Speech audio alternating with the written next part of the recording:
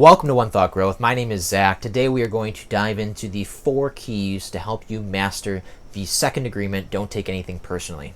I'm also going to share with you a story about a time that I was almost physically assaulted in Brazil, and I'm going to relate it to these 4 keys. The rooster got excited. But anyway, this second agreement is so important because we can waste so much vital energy and time and effort on other people's opinions. And even worse than that, we can begin to adopt their opinions, and then we create new beliefs for ourselves, and then we are not living an authentic life, and we're really restricting ourselves based on what other people's opinions are. So before we begin, disclaimer, this is a very challenging agreement. So make sure that you stay to the end of the video because all 4 keys work together. In order to really be able to apply them, you need to know all 4. And of course, if you haven't done so already, please like and subscribe. Here at the channel, we synergize ancient wisdom with contemporary teachings for personal growth. All right, so key number 1 is beginning to separate space in the situation. And a way that we can do that is to really firmly understand in each situation that people are living in their own story, in their own dream, in their own reality. And that reality is based on their own agreements and their own beliefs. So when people share their opinions with us or about us, they're not speaking absolute truth. They're simply reflecting their own opinions onto us or towards us. So this is really helpful to remember because you can take a step back.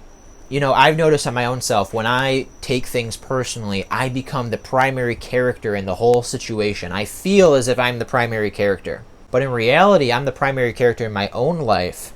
But we are all a secondary character in everybody else's life. So the story that I'm going to share with you when I was living in South America for a few years will help illustrate this. So I was down in Brazil. My wife's actually Brazilian, and we were living in Sao Paulo at the time. And we were walking down the street, and I had spent, by this point, a few years already down there. So, you know, I had known how to kind of blend in, you know, be cool, calm, travel light. And the street was kind of empty at the time. There were not many people. And I remember hearing something in the distance, something very vulgar, very loud, very angry.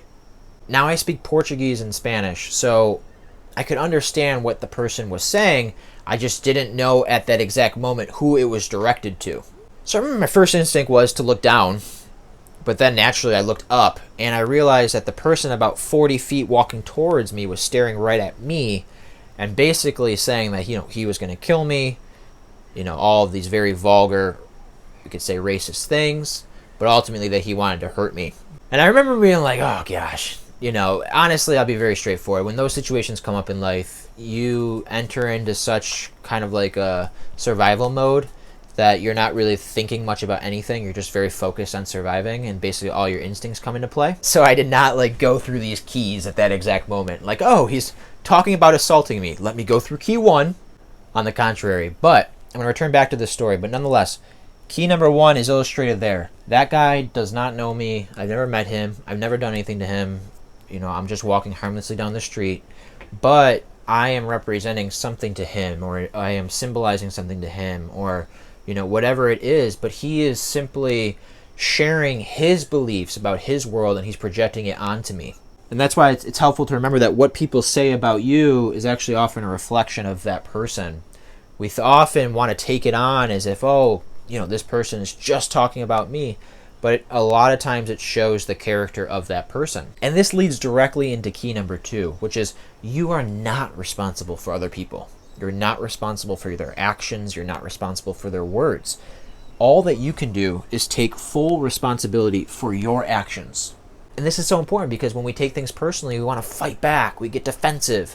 We want to prove them wrong, or we start taking it on and start agreeing to what they're saying. But we can't change other people. So we need to take full responsibility for our actions.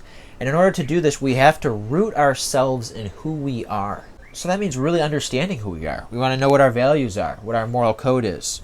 We want to be aware of our beliefs. We want to know when we're being too rigid. We also want to be very mindful of our behavior and our actions. And this is going to put us into an empowered state, because what we truly have dominion over is ourself.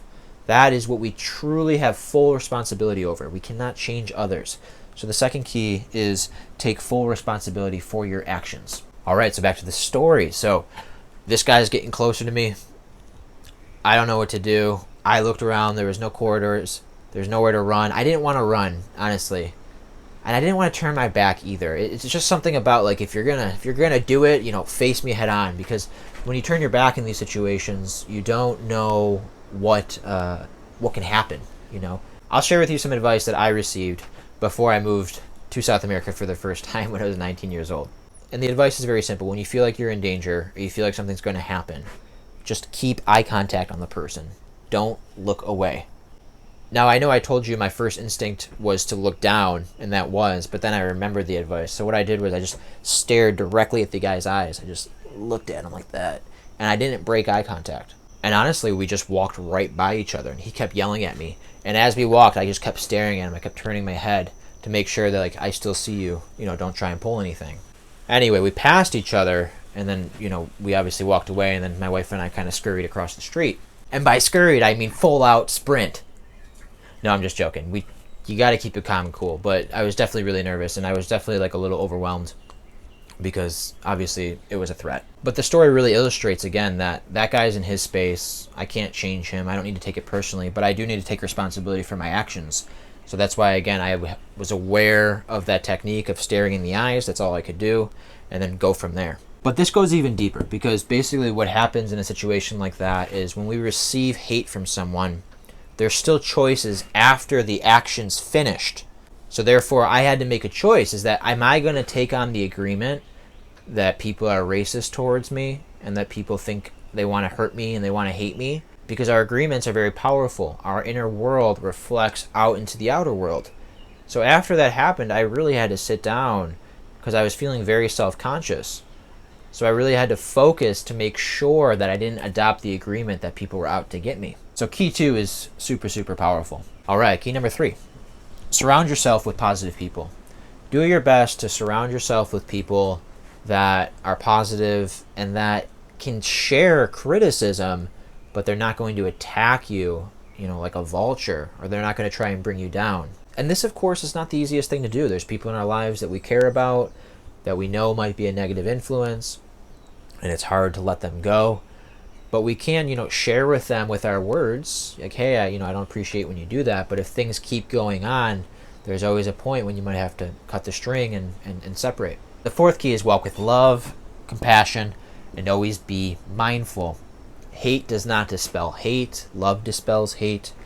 Cultivating self-love is really the way to feel happiness. It's to feel peace. And when people are sharing their negative opinions with us, it can really get us into this fear, contraction mode. So we always have to be careful to not go into that with them. Compassion for realizing, again, that everyone's in their own story. We don't know what they've been through. Be gentle, but also be strong. You can be gentle and strong at the same time. And that's what compassion's all about. You're so strong in who you are, but you still have compassion towards others. And be mindful. This one's really important because we need to be mindful of when we are accepting new agreements subconsciously. So if someone says like, your business is going to fail, that's a really terrible idea. And then you think like, oh, I'm not going to take it personally. And then, you're starting to have some self-doubt because what that person said to you. Be aware of it, be mindful of what happened, and then make sure that you're affirming anew and that you don't fully accept what they said to be reality. 2 questions that people always ask me about this agreement. The first question is, it's like, look, Zach, I know the agreement, but this still happened and I still feel upset. Is that okay? Of course it's okay. You're going to feel upset. You might feel hurt sometimes. You might feel let down. You might feel pain. That's okay. But what this agreement does and what these keys do is they help you heal faster. In order to fully heal something, we have to understand what's going on. We have to understand what happened. So recognizing, for example, that that person had done something bad, not because of you, but because of their own inner world, sometimes it's not enough to relinquish the inner pain. But it is a start to help you heal from that. So always remember that healing and understanding go hand in hand. The second question that I always get is when people tell me, Zach, look, I don't know what to do. I care about this person, but they're always being like this. It goes back onto the second key. Take responsibility for your action. You cannot change people. You can say your truth, you can speak your truth, but you cannot determine how that person is going to receive it. So therefore, always ground yourself in your power and what you have the ability to take control over. All right, so those are all 4 keys. I appreciate you guys listening today. If you haven't done so already, please like and subscribe to the channel. Make sure that you check out previous videos in this series of the 4 agreements. Once again, my name is Zach Pontrello, and I welcome you to One Thought Growth.